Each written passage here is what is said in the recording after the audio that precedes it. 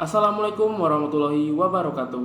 Perkenalkan, nama saya Fajar Wisnu Cahyadi dari Program Studi Teknik Lingkungan Universitas Islam Indonesia. Di sini saya akan menjelaskan kenapa saya sebagai calon insinyur teknik lingkungan harus belajar rekayasa tanah. Kenapa insinyur teknik lingkungan harus belajar rekayasa tanah? Yaitu untuk membantu dan memahami sifat dan perilaku tanah di lokasi konstruksi. Pengetahuan ini sangat penting untuk memastikan stabilitas dan keamanan struktur seperti bangunan, jembatan, dan jalan. Kemudian, tanah memainkan peran penting dalam pengelolaan air dan drainase. Insinyur teknik lingkungan perlu memahami bagaimana air bergerak melalui tanah untuk merancang sistem drainase yang efektif dan mencegah banjir atau erosi.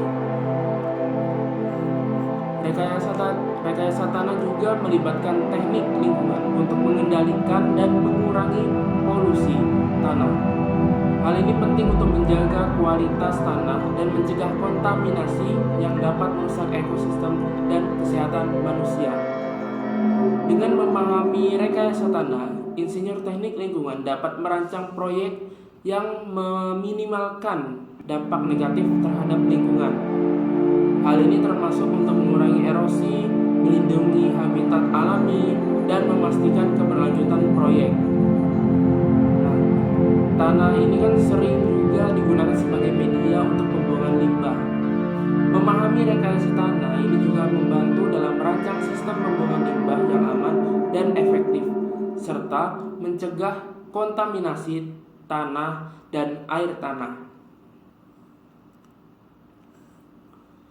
Kemudian, pengetahuan tentang rekayasa tanah membantu dalam perencanaan penggunaan lahan yang berkelanjutan dan pengelolaan sumber daya alam seperti air tanah dan mineral. Dengan mempelajari rekayasa tanah, insinyur teknik lingkungan dapat merancang solusi yang lebih holistik dan berkelanjutan untuk masalah lingkungan yang kompleks.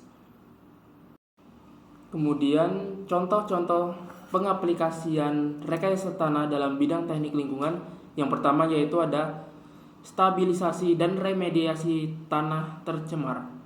Nah, pengaplikasiannya itu ketika tanah tercemar oleh bahan kimia berbahaya seperti logam berat atau hidrokarbon, teknik stabilisasi digunakan untuk mengurangi mobilitas polutan di dalam tanah.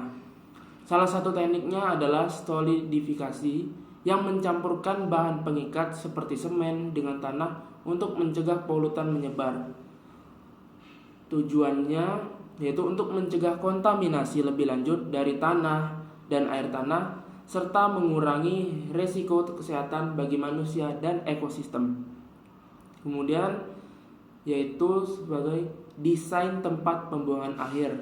Nah, pengaplikasiannya yaitu dalam perencanaan konstruksi landfill, rekayasa tanah berperan penting dalam memastikan tanah di bawah dan sekitar landfill dirancang agar kedap air untuk mencegah rembesan air lindi atau licit yang dapat mencemari air tanah. Nah, lapisan tanah liat, geomembran, dan sistem drainase juga digunakan untuk melindungi lingkungan. Tujuannya apa? Yaitu untuk mengelola limbah padat secara aman dan meminimalkan dampak terhadap lingkungan sekitar, khususnya air tanah dan udara. Sekian dari saya akhiri. Wassalamualaikum warahmatullahi wabarakatuh.